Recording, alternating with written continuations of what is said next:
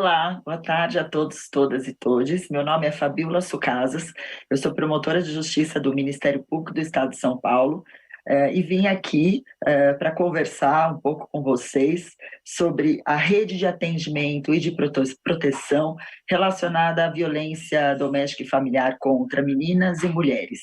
Gostaria de agradecer o convite feito pela Secretaria de Estado da Educação. É uma grande alegria estar aqui no Centro de Mídias da Educação de São Paulo e cumprimentar de antemão toda a equipe técnica que gentilmente me atendeu aqui. Então, vou começar a transmitir o PowerPoint que eu preparei para vocês.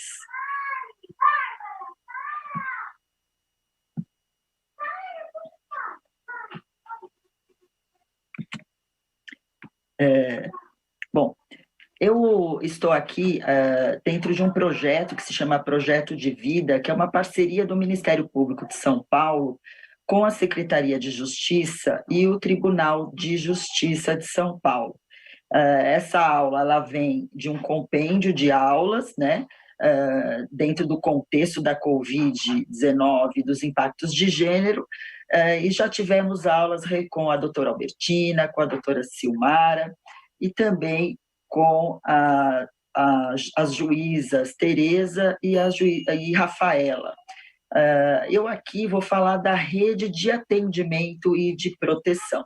Mas para falar um pouco desse assunto, eu gostaria de fazer uma introdução sobre a Covid-19, né? Todos sabemos, a Organização Mundial de Saúde declarou em 11 de março estado de pandemia, atentando ao progressivo e rápido aumento e alastramento de casos da Covid-19, que afetou e tem afetado um grande número de pessoas espalhadas pelo mundo, e aí exigindo, de uma certa forma, especial atenção emergencial para as políticas de prevenção, detecção, proteção, tratamento, redução do ciclo de transmissão.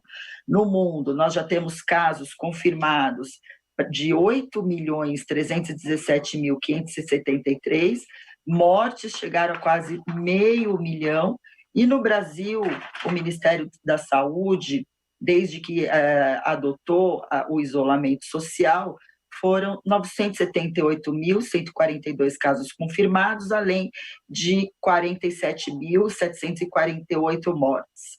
Em São Paulo, nós estamos aí dentro de um ambiente de quarentena heterogênea. Mas é importante dizer que nós não estamos apenas diante de uma emergência global em saúde. Além, né, das dimensões aí relacionadas à saúde, existem dimensões de direitos humanos, impactos da pandemia para uma série de populações vulneráveis, não só sob o viés do risco de contágio, de morte a que essas pessoas estão expostas, mas também em relação ao exacerbamento da desigualdade econômica dela decorrentes. E é muito importante a gente trazer isso, porque nós estamos falando de vulnerabilidades que vai afetar o desenvolvimento humano dentro da sua dimensão social e também econômica, ou seja, nós não estamos apenas numa situação do escancaramento, de uma realidade de saúde pública, mas estamos também diante de uma realidade do escancaramento da desigualdade social brasileira e também, por sua vez, em sede de proteção social.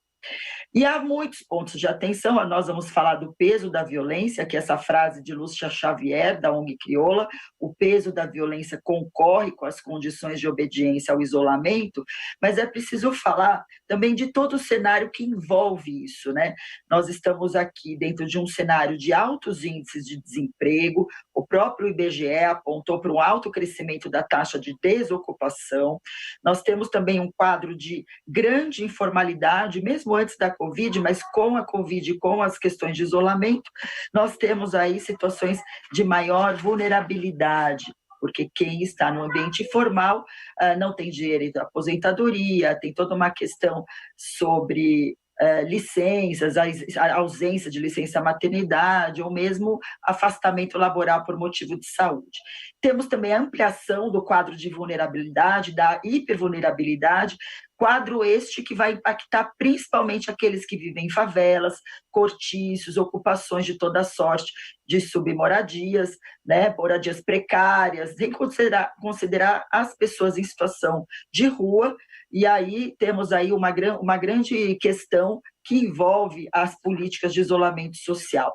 Existe hoje uma realidade que se chama periferização da Covid, que é uma realidade que tem aí contribuído para o incremento do número de mortes. Na cidade de São Paulo, por exemplo, a mortalidade da Covid-19 em regiões de maior exclusão social é de 10 vezes maior que as demais. Temos a questão do racismo estrutural, a população negra está inserida nos maiores níveis de desigualdades sociais, econômicas e de acesso à saúde, e se afigura, inclusive, nos maiores índices de hospitalização. Aponta-se que são 5,5 vezes mais do que os não negros, e inclusive em relação às mortes que decorrem do diagnóstico de síndrome respiratória aguda grave, causada pelo coronavírus, para as pessoas negras é de uma pessoa a cada 3 hospitalizados, ao passo que entre brancos, uma morte a cada 4,4 hospitalizados. A questão da pobreza já se aponta para o aumento do pedido de seguro-desemprego, que subiu quase 80% na primeira quinzena de maio, em comparação ao mesmo período, e a violência que nós vamos tratar aqui, que também concorre aí com as questões das políticas de isolamento social, né? Nós temos aí uma realidade de organizações não governamentais que já estão atentando para esse quadro, inclusive para o impacto de gênero, ou seja, que vem aí a implicar numa necessidade de enxergar em termos de políticas públicas e adotar diversas ações. Então, quais são aí os alertas? A ONU Mulheres e a Human Rights Watch, por exemplo, já apontaram desde o início do isolamento os seguintes eixos principais: o incremento da violência doméstica e familiar contra a mulher, em razão do isolamento social, os custos físicos e emocionais das mulheres que estão na linha de frente na luta contra a pandemia, que se afigura um grande contingente de profissionais de saúde e de assistência social, que estão dentro dos serviços considerados essenciais, o acúmulo das tarefas domésticas e de cuidados a terceiros, como os próprios familiares doentes, as pessoas idosas e as crianças, aquelas vulnerabilidades que são relacionadas aos meios de subsistência e segurança alimentar e nutricional, em razão das medidas de distanciamento social, o que se alia também em relação à realidade das trabalhadoras domésticas e ao fechamento das escolas e creches. Nós temos também o impacto relacionado à garantia de acesso e funcionamento dos serviços de saúde sexual e reprodutiva. E nós vamos falar... eu acho que eu mudei aqui, deixa eu subir. Nós vamos falar um pouquinho disso. Já dei o spoiler da minha última tela. Mas eu queria trazer um pouco os dados, né? Será que nós temos aí dados no Brasil que apontaram um aumento da violência? Sim. Na China, logo que se iniciou o isolamento, houve um aumento de 3 vezes mais. Já se apontou aí na Espanha, na Itália, na Espanha e também nos Estados Unidos. E no Brasil, isso já vem sendo apontado desde o início do isolamento. Primeiro foi o Rio de Janeiro, depois o próprio Ministério da Mulher, e nós temos aí algumas pesquisas recentes trazidas pelo Fórum Brasileiro de Segurança Pública. O próprio Fórum Brasileiro de Segurança Pública trouxe esse dado do Ligue 180, que houve um aumento de quase 40% das denúncias, né, 37,6%, um aumento dos atendimentos da Polícia Militar, com crescimento de 44,4%. O Ministério Público fez uma pesquisa que acusou 51% mais de flagrantes relacionados à violência doméstica e familiar contra a mulher. E essa última pesquisa do Fórum Brasileiro de Segurança Pública apontou, eu vou colocar primeiro o crescimento do número de feminicídios em 22,2%, mas a redução dos registros de lesão corporal, redução dos registros de estupro, os registros de estupro a quase 40%, e também a queda das concessões de medidas protetivas de urgência. E o Fórum Brasileiro também trouxe um número interessante do aumento de 431% nos relatos das brigas entre vizinhos no Twitter. Ontem mesmo foi publicado um estudo da Plan International, que é uma organização que aponta para a igualdade de gênero das meninas, saiu ontem, e além dessa pesquisa considerar que as meninas elas entram na idade adulta já em grande desvantagem, como o próprio resultado da violência, da gravidez precoce, do casamento infantil, mas também dentro do âmbito da Covid, eles trazem o seguinte, que a pandemia vai atrapalhar os primeiros anos de aprendizagem e a educação formal, também os meios de sustento, o estresse de sua família, as comunidades, além de estarem expostas à violência. Quando nós falamos do aumento da violência contra as mulheres, nós também estamos diante de uma exposição desta violência a crianças e adolescentes. Esses dados, vocês podem até fazer essa análise comigo, acho que no final a gente deixa aqui uns 5 minutos para a gente conseguir fazer uma interação, porque vocês mandem as perguntas pelo chat. Mas eu acredito, esse cenário aponta o seguinte, que daquelas denúncias que impelem um atendimento, um chamamento de terceiros, houve um aumento. Mas quando impele a procura da mulher presencial pelo atendimento, há uma redução. Então, nós temos aí a redução, por isso a redução dos registros de lesão, a redução dos registros de estupro, trazendo também a questão das escolas fechadas, né, presenciais, e a queda das concessões de medidas protetivas. Então, nós vemos isso como um grande problema e acreditamos que com a abertura venha a aumentar mais ainda o número de casos. E por que isso acontece? Então, dentro do ambiente da violência doméstica e familiar contra a mulher, nós trazemos o seguinte, trazendo dentro do cenário do isolamento, né? Nós vamos ver que a própria situação de isolamento, ela já é considerada uma forma de violência contra a mulher. É uma forma de violência psicológica que já é utilizada para aumentar o poder do agressor da vítima e reduzir as chances da mulher de obter ajuda. E dentro de uma pandemia, é isso que se opera, mas não se opera isoladamente. Logicamente que isso concorre com as demais situações que eu apontei anteriormente, que são reflexas, como a questão relacionada às escolas fechadas, a escassez do alimento, o desemprego, o quadro de saúde mental e etc. Então, nós temos aí, desde o acirramento das tensões dentro de um relacionamento que já é abusivo, e essa convivência em casa, convivência extremada, de mulheres que já estão adoecidas em razão desse relacionamento abusivo, isso vai implicar no acirramento dessa tensão, elas estarão mais impotentes, até porque estão dentro de uma série de cuidados com crianças em casa.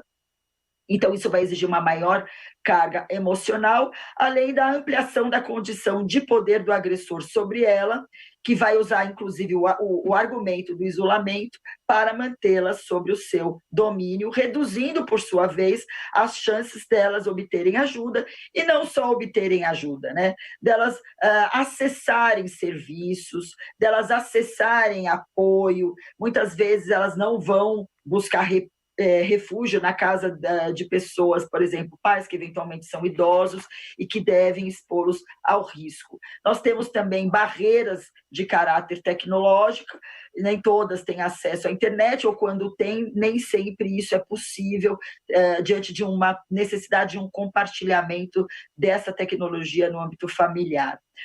E a redução das capacidades econômicas é um fator muito grave e que pode levar ao aumento dessa tensão, até porque o desemprego atinge também aquele agressor, aquele homem, eventualmente, que tem esse comportamento agressivo, isso vai implicar no maior risco às mulheres.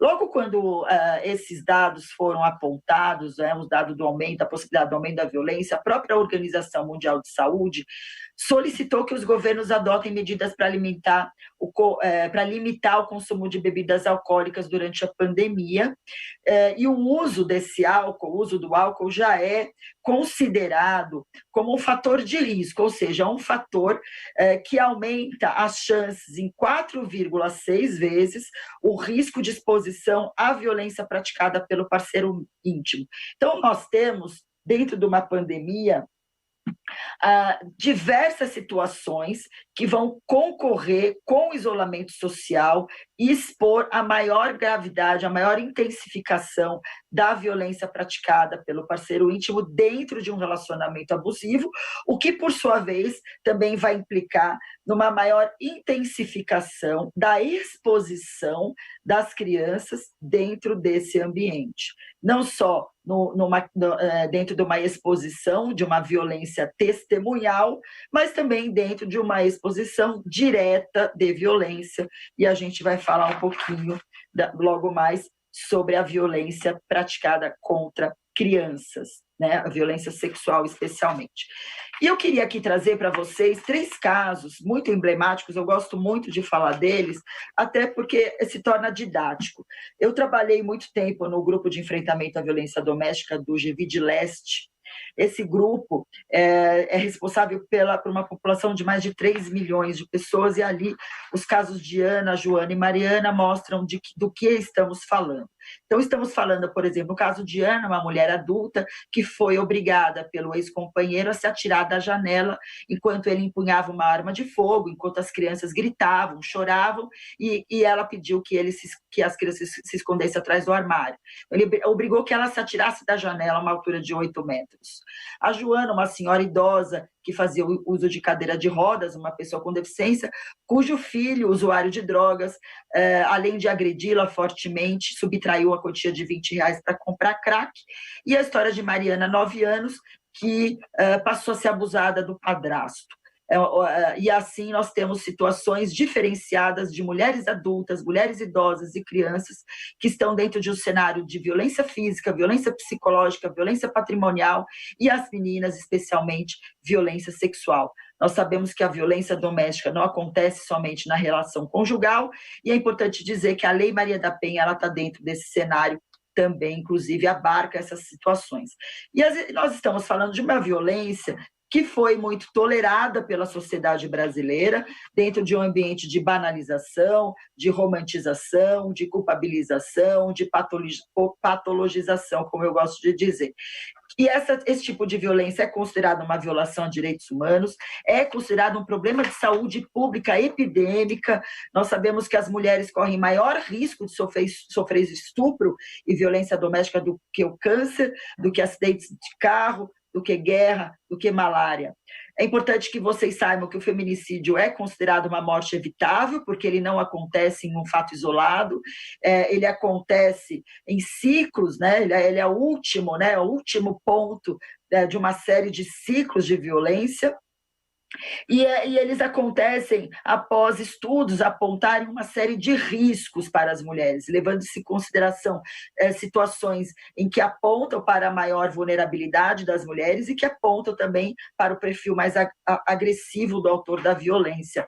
O histórico da violência está dentro desse cenário, o isolamento está dentro desse cenário, o controle está dentro desse cenário.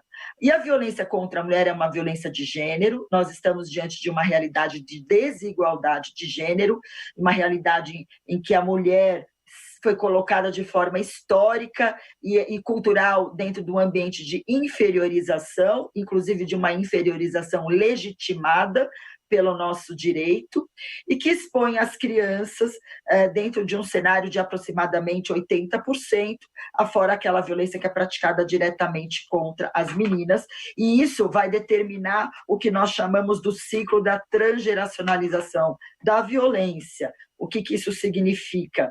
Significa que quem foi vítima na infância tem mais possibilidade de ser agressor ou vítima. Então, temos que interromper não só os ciclos de violência dentro dos relacionamentos abusivos, mas também os ciclos de transgeracionalização da violência. E aqui eu trouxe algumas características dessa violência para vocês entenderem que a política pública, já que nós estamos falando dessa rede, né, ela deve se voltar à compreensão de que nós estamos diante de um tipo de violência que não pode ser comparada a um roubo, a um crime patrimonial que acontece entre pessoas desconhecidas, mas sim no ambiente em que há forte vínculo afetivo e que há uma relação familiar consistente. São violências comumente praticadas em reiteração, violências em que o silêncio impede a que a notificação se dê em maior número e, logicamente, que esse silêncio se opera de uma forma diferenciada quando estamos diante da realidade de uma vítima que é adulta ou de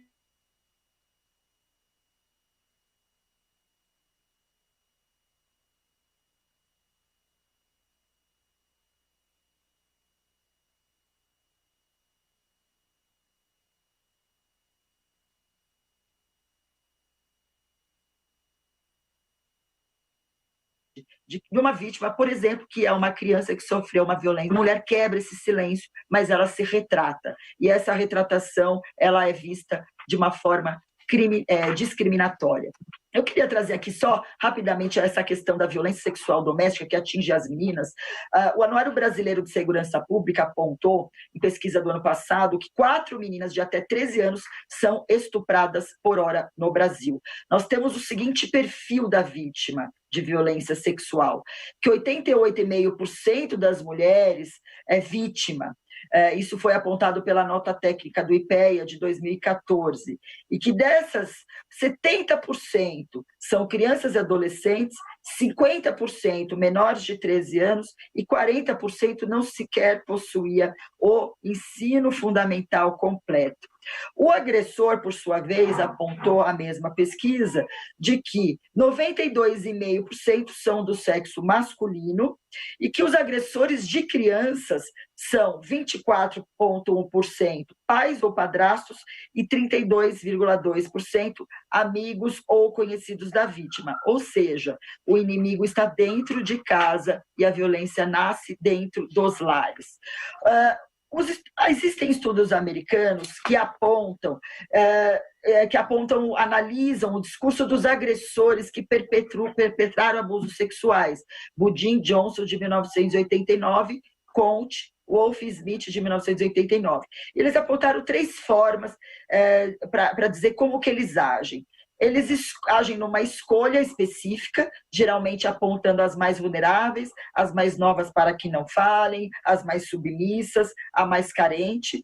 Eles começam dentro de um processo, né, que progride, torna-se amigo, conversa, insiste em estar na companhia, vai tocando no corpo, vai testando os limites, até os contatos sexuais, de uma forma que a criança se confunda e entenda que ela que consente, e depois o controle. E esse controle vem dentro de uma coerção. E esse silêncio tem muito a ver com esse controle. Na verdade, todas as forças levam a vítima a se calar, que se sente culpada. E isso é tão forte que isso acaba se operando dentro de um segredo, né? Disse que os abusos intrafamiliares acontecem em segredo e que quando há uma retratação, aliás, quando há uma quebra do silêncio, a tendência a uma retratação ela é muito grande, diante, inclusive, do que nós chamamos de síndrome da adaptação, que é mais fácil a vítima se adaptar à violência do que agir contra ela, até porque o agir contra ela também envolve essa tolerância social e a desconfiança da palavra da vítima. Então, para pensar em prevenção e proteção, é muito importante garantir que haja quebra desse silêncio e que haja proteção para que a vítima mantenha a quebra desse silêncio. E quando nós falamos do perfil desta violência, eu comentei que ele se dá em reiteração.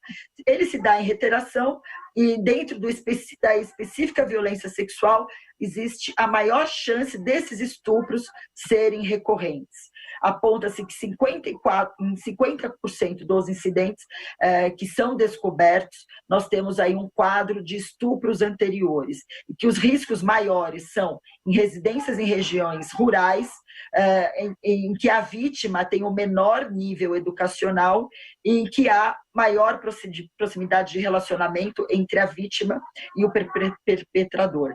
E por isso, dentro desses padrões que eu mencionei, existe também um alto índice de subnotificação. Disse que os crimes sexuais estão entre aqueles com as menores taxas de notificação à polícia, e isso acredito que explica também esse fenômeno dentro da Covid-19, com os menores índices, ainda mais em relação ao cenário dos impactos de gênero relacionados à violência. E que adoece, causa estresse pós-traumático, transtorno de comportamento e gravidez, e que a maioria não deixa marcas. Dentro do nosso trabalho no grupo, as formas mais comuns eram em 35% masturbação, esfregaços, encoxadas, a própria conjunção carnal em 27%, 20% carícias em partes íntimas, 10% a felação, 8% introdução dos dedos na vagina e no ânus. Ou seja, nós estamos diante da maior parte dessas condutas são aquelas que não deixam vestígios, e por causa disso, isso acaba contribuindo a que se desconfie da palavra da vítima, e até porque a sua vulnerabilidade, em razão da idade, é maior.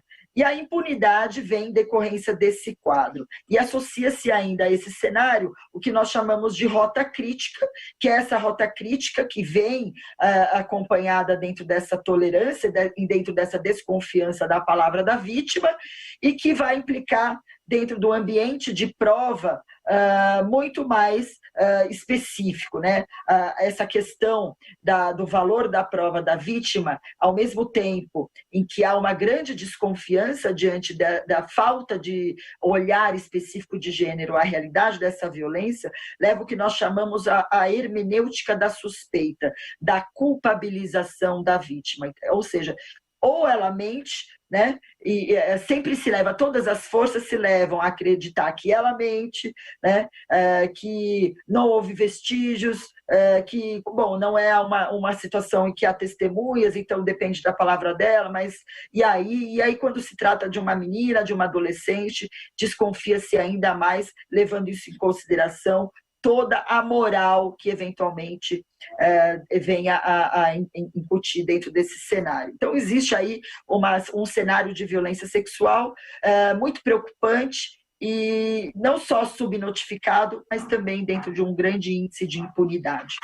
E eu queria trazer a Lei Maria da Penha, porque toda a questão da rede de atendimento e de proteção também vem dentro de respostas trazidas pela Lei Maria da Penha, que é considerada pela ONU a terceira melhor do mundo. É uma lei que veio numa resposta de apelo a organismos internacionais, porque a Maria da Penha foi um caso emblemático que levou o Brasil a ser responsabilizado não só em relação ao caso dela em específico, mas também a reconhecer a tolerância da violência contra a mulher no âmbito doméstico, exigindo aí uma série de ações, não só a criação da própria lei, mas também a criação de uma lei que trouxesse aí um olhar ampliado para a realidade dessas várias mulheres, para que se pudesse efetivamente pensar numa medida de proteção. Dentre os fundamentos e objetivos dessa lei, e é importante sempre lembrar, nós temos não só a Constituição Federal, mas também tratados de direitos humanos. E quando nós falamos tratados de direitos humanos como fundamentos da lei, é preciso sempre retirar aquela pecha de que estamos diante de uma lei punitivista. Estamos diante de uma lei de caráter de direitos humanos que foca no atendimento integral da mulher. E que mulher nós estamos falando? Todas as mulheres, inclusive as meninas. Não importa, inclusive, se são mulheres independentemente negras, não importa a sua etnia, não importa a sua orientação sexual, a sua renda, a sua cultura, o seu nível educacional, né? Disse que a violência contra a mulher, infelizmente, ela é democrática, porque ela atinge a todas por uma questão de gênero, como eu falei lá atrás, uma questão cultural, histórico, e que o próprio direito contribuiu para legitimar a inferiorização do espaço da mulher. Por isso é muito importante nós termos a ideia, quando se fala de proteção, de rede, de atendimento, nós precisamos ter essa noção de rede, porque o conceito de enfrentamento à violência contra as mulheres, ela vai abranger não só a dimensão punitivista, precisa sim entregar uma resposta repressiva, mas é preciso pensar em prevenir e pensar em assistir e proteger essas mulheres. Por isso que o artigo 8º da Lei Maria da Penha se incumbe de ditar diretrizes da política pública de enfrentamento. Essa política pública, ela não pode ser feita apenas pelos estados, ela deve contribuir, ser feita pelos entes federativos, pela União, pelos estados, pelo Distrito Federal e pelos municípios, por ações não governamentais, e as suas diretrizes têm que contar com a integração dos órgãos de segurança pública, assistência social, saúde, educação, trabalho, etc. É por isso que é muito emblemático nós estarmos aqui dentro desta parceria da educação, justiça, saúde, Tribunal de Justiça, porque para pensar em soluções precisamos compreender que apesar dos nossos muros em cada um de nossos serviços, nós temos muitas soluções quando conseguimos nos unir e nos aliar. Por isso que a própria política deve ser feita em conjunto, de forma articulada, e assim a lei prevê nos seus dispositivos.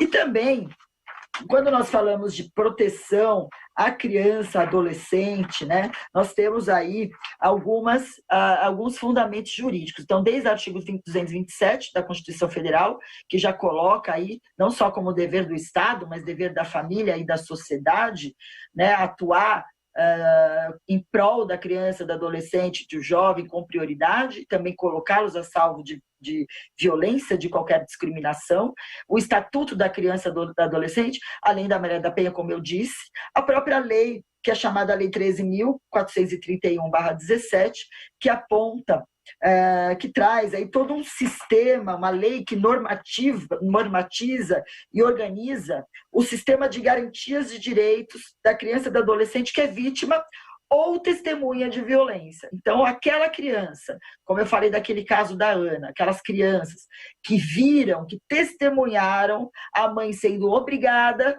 pelo pai a se jogar da janela, elas, como testemunhas de violência, tinham o direito de ser protegidas através dessa legislação. E essa lei, ela normatiza, além de normatizar e organizar todo esse sistema, ela define o que é violência testemunhal. A violência testemunhal como uma violência psicológica, traz aí todo um sistema normativo de escuta especializada e depoimento especial, evitando a revitimização através dos vários depoimentos. E essa lei também traz a ideia de integração e atendimento articulado da rede. Eu já estou partindo para o final. A rede de atendimento e de enfrentamento trouxe esse quadro para que vocês entendam que a educação não deve estar fora do âmbito da saúde, assim como não deve estar fora do âmbito da segurança, da assistência social e do trabalho. Existe a rede de atendimento que, com a rede de enfrentamento, vai operar de forma horizontalizada para pensar nas soluções. A professora Silvia Pimentel sugere que a questão da problematização da temática é uma maneira de problematizar e trazer a questão da sociedade patriarcal dentro do cenário da discussão das políticas públicas, além também do empoderamento das meninas e também envolver a família, as escolas e toda a comunidade nesse cenário. Eu faço parte do Gabinete de Crise da Covid-19, do Ministério Público, a ONU ela trouxe o foco em 3 pontos básicos de atenção, seja atentar para os serviços abertos e acessíveis, que não toleremos a impunidade e que se dê suporte psicológico, e elaboramos alguns enunciados que eu trouxe aqui, enunciados não só que norteiam o âmbito da promotoria criminal, atentando ao boletim de ocorrência eletrônico, a formulário de avaliação de risco, a necessidade de solicitação das medidas protetivas com prioridade, sem prazo para terminar, desde que ficasse condicionada à realidade de situação de risco, mas também a proteção socioassistencial. Então, fica aqui esse registro desses enunciados. Eu acho que o nosso tempinho final, eu prefiro que fique aqui para a nossa conversa das perguntas, e deixo aqui esse recado, né?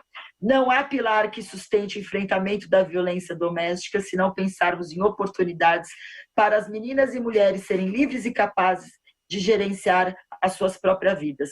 Para isso, precisamos prevenir, proteger, contribuir a quebrar o silêncio, que nada as limite para isso, que nada as defina para isso, que nada as sujeite.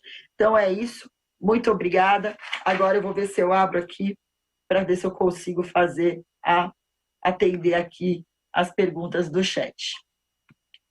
Estou aqui dentro de uma série de tecnologias aqui, a Simone deve me ajudar aqui com isso, né, Simone? Eu estou à disposição. Eu vou deixar aqui com vocês o meu link. Estou abrindo aqui o celular. Bom, abri aqui o celular. Eu deixei aqui, vou deixar aqui o meu e-mail. Meu e-mail é fabiula.sucasas@mpsp.mp.br. Deixa eu ver aqui. Eu estou com o celular aberto aqui, Simone. Bom, eu não estou conseguindo achar aqui as perguntas, mas eu me coloco à disposição.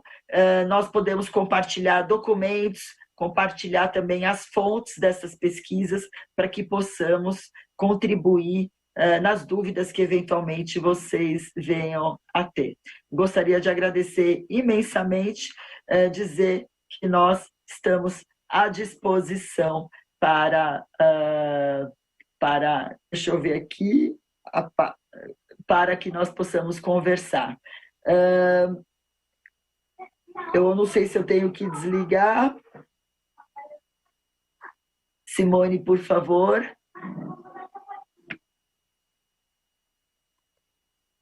Bom, eu vou me despedir. Então é isso, gente. Muito obrigada para vocês, tá bom? Tenham um excelente dia. Nós estamos à disposição. Um abraço.